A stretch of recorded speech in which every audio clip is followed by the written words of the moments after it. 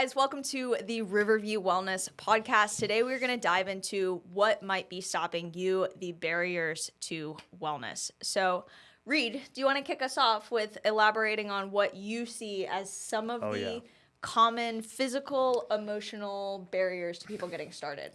I would say, there's the big one, right? And that's the one everyone always sees and people think about. Like, nobody wants to be judged, right? People don't do things because they don't want to be judged. And this doesn't end up being exclusive to the gym, but it is very relevant to the gym scene as a whole, right? People who don't have clear expectations and they expect big, scary men sweating everywhere, or, like the top 1% models walking around, like doing their maintenance work or whatever. But at the end of the day, and I think this is what I had to think about a lot when I was starting to work out, was nobody's at the gym because they're like 100% satisfied with where they're at in their life, right? In terms of their physical appearance, because we're all there to like grow and push ourselves and become stronger and more fit and more capable, from the bodybuilder to the day one guy on the treadmill, So it's this whole mentality that people are in there to judge you. But more often than not, a lot of people are very gracious because they didn't start that way. They've had a whole journey of their own to kind of lead up to where they're at. And they're still there 2 years in, 3 years in, trying to improve themselves. And a lot of times they'll respect the new guys for showing up and they'll encourage them even. So Yeah, and a lot of people seem to think that everyone is looking at me, everyone is seeing, but like most people are very centered upon themselves with what they're doing. They might be thinking the same thing, like they're worried about themselves and people looking at. So if you just, stop thinking that everybody's staring at you and just know that they're only focused on them. You can focus on you. Absolutely. I used to always say the gym is one of my favorite places to be because it is this place where people go to grow. Absolutely. I've seen the same thing. That's what I see most often, I think, is that people are worried about other people judging them. And it's often the case that you're more worried about yourself than other people are. It's just in life. You're more likely to be self-critical to yourself and self-depreciatory than the other people around you. There's some bad communities out there in the world, but the gym community across the board is a pretty good place to be. Usually everyone's really nice and encouraging. And also, I think people don't spend enough time looking into their options. Nowadays, there are gyms everywhere that if that really is a concern for you, that you are not being productive in the gym because you're so worried about those things, either hire a coach because that is going to give you guidance and structure and you're not going to be worried about other people, or go find a small private gym that does 24-hour fitness because those are usually pretty quiet. Because fitness across the board has just become such a mainstay in our modern culture, the access to different fitness facilities has exploded. So, chances are there's a gym out there for you if you really want to dig into the nitty gritty and find out what their operating hours are, what the gym culture is like. These things exist out there for the people that are interested in them. Planet Fitness makes their whole thing marketing about how they're just for new people. Yeah, they make a ton of money off of their $8 per month memberships. Yeah, and we might have our gripes with some of the stuff they do, but there's a variety of different places out there. Tons of different options. Is all I mean to say. So yeah. I don't know if you've come across or had conversations with people or ever experienced it yourself, is the negative self-talk. I don't want to start because I don't think that I can do it. And it's interesting because a lot of people won't even realize, a lot of people don't stop to take the time to even realize that they're in this state of mind of not believing that they can achieve what they want. So why even bother starting? For sure. I think that's oftentimes what it is as well. It seems like a very daunting task because people see the idealized body, the idealized physique on social media, and they think that's where I've got to be. And I look like I do now. I can't get anywhere near that, right? But in reality, to see growth and to start seeing progress is it's a very low commitment to what most people think it is.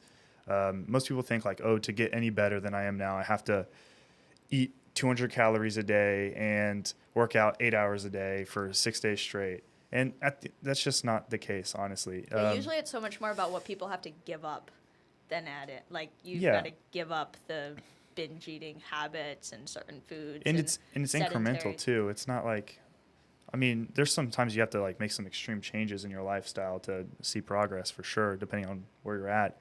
But for the average person who's just like kind of worried about getting into the gym for any number of reasons, it could be a very low commitment in terms of time and effort and energy. Yeah. So, yeah, I do think because people see these kind of like crazy images on social media now, especially, that they kind of like miscalculate in their own heads how much they have to do to see themselves improve. Yeah, and the interesting, like, minimum effective dose, Mm-hmm. there's been research done on, like, to actually build muscle, to actually start to create change. Like, if you've never lifted weights before, Oh yeah. if you lift a Especially 5-pound weight, you are going to see muscle growth. Oh, It's all absolutely. about just progressively building this. So if you go from no walking, you're very sedentary, and you start walking, that'll do so much more than you think. Mhm. And yes, we've got to continue to build on that, but like you were saying, Absolutely, Reed, yeah. like it's a pretty low barrier to entry if you don't overcomplicate it. I mean, they got a whole term for it, right? Newbie gains. New begin. It's true. That's I mean, true. It's and very true. It's. I mean, it sounds ridiculous to say, but okay, if you're looking at someone who's like trying to get into hypertrophy training from zero to entry to hypertrophy training, I mean, you're talking about 15 pounds within the first third of the year of muscle mass. You could, yeah, it's possible. That's super. Like that's within the very normal realm of possibility. Even 10 to 20 pounds from zero to starting your training, and there's different other training styles as well. But the idea is the progression from zero, especially like you were saying, is crazy. Like you just start doing it, you start being consistent, and you'll see growth. You'll see progress. Yeah, It's about maintaining a sustainable lifestyle. yeah, Building a lifestyle you can continue in moving forward. yeah, Is all you really need to start doing. yeah. I would say another big barrier to entry for a lot of people, the reason they feel stuck, is that they have injuries or things that they're working Yeah. through and they have no idea where to start. There's a lot of people who like finish up physical therapy. And the interesting thing is I think we're shifting more towards people understanding that you have to move, that movement is good. Mm-hmm. But there's still a lot of people stuck in that mindset of not understanding that like lifting weights and Yeah. having a balanced gym routine is only going to make you more resilient, decrease the likelihood for re-injury. Mm-hmm. And a lot of people don't know where to start with that. And I don't blame them. Like, it's kind of confused. You get told usually by Yeah. a doctor, like, oh, just take it easy, ease back into it. And it's like, what does that really mean? So there are some practical things that people can do, just being careful and taking it slowly. Or I think it's really cool, the things that we do here at Riverview Wellness is we actually are like trying to teach people Absolutely. objectively, here's how flexible and mobile you are, here's where your strength is starting, here, do you have any imbalances? All in all, I think the point being is sometimes it's appropriate to hire a coach Yeah. who actually knows what they're doing. Yeah, I agree. I think once again this is another barrier to entry as well, where it's sometimes in my discussions with people, it's come up that sometimes it seems like the easier alternative to a knee problem or a shoulder issue or something like that is like a surgery or medicine or something, a more what I would consider a drastic measure taken. I mean, surgery is inherently like traumatizing to the body, right? Yeah, and sometimes it has to happen, but I think And there's a lot of absolutely- times where people push off for so long. Mm-hmm. I think because people with these like injuries, mobility problems or whatever feel like I'm at a place where I can't do life normally, they think the step is fix the problem through like a one fix solution so they can start doing life again and then recover. Yeah. But oftentimes it's the case that you can start taking measures to fix the problem before you ever need that kind of that extreme medical intervention, right? Yeah, and a lot of times people might go through with the surgery and they never fix the root of the problem to begin with. Yeah. So like maybe you had a significant muscle imbalance or flexibility because you had an injury from childhood or like even an anatomical difference between one side and the other. And so you're going to have that surgery now and you might need another one 10 years down the road. Because I talk to a lot of people that like, oh, I'm on my second, third hip replacement, or they're in and out of physical therapy on and off for years and years.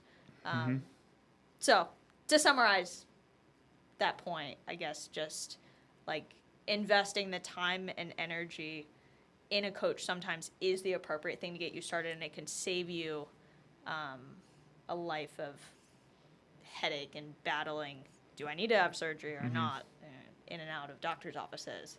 Yeah, a coach can really help someone just develop, especially in a one-on-one interaction, especially where you have someone who's knowledgeable in how to move your body and train, who can cater their programming styles and whatnot to you specifically, can be hugely beneficial to the individual. Absolutely. Yeah. I've had a lot of individuals who were super hesitant to come to me to train with me because they're under this impression that they're broken. Like, oh, I've had these neck surgery and I've got a double hip replacement. Like, I don't know if you'll be able to work with me. And that is the awesome thing about, at least here, like, we work with people a lot who have those issues, and we help them get back to living an active and healthy life, and had people done, I don't know, if people were to just realize that. I guess that's my hope more than anything, is that, like, muscle building and understanding your body, working with somebody who's going to help you understand your body, is the key for a lot of people. I would argue there's more research around like that. Yeah, 100%. Just across the board, like, I think you could generalize most of this and just say, like, if we're going to like distill this, we could say everybody has room for improvement, right? So nobody's perfect. We can all grow in some form or fashion. And having someone to help you out in that process can alleviate a lot of the problems you might have in trying to jump that hurdle by yourself, so to speak, right? It's just, it's a very attainable goal. You shouldn't be in a position where you're unwilling to better your physical health because you think it's too daunting, right? There's solutions out there for you, and there's opportunities to get the help you need and grow yourself, no matter where you are in that journey, so to speak. Yeah. All right. Well, thank you guys for tuning in. If you are not subscribed to the page, I ask that you subscribe to our channel, Riverview Wellness, the podcast, and then follow us on Instagram, like us on Facebook. We're on LinkedIn too, and feel free to message us if you have any certain topics that you would like us to go over.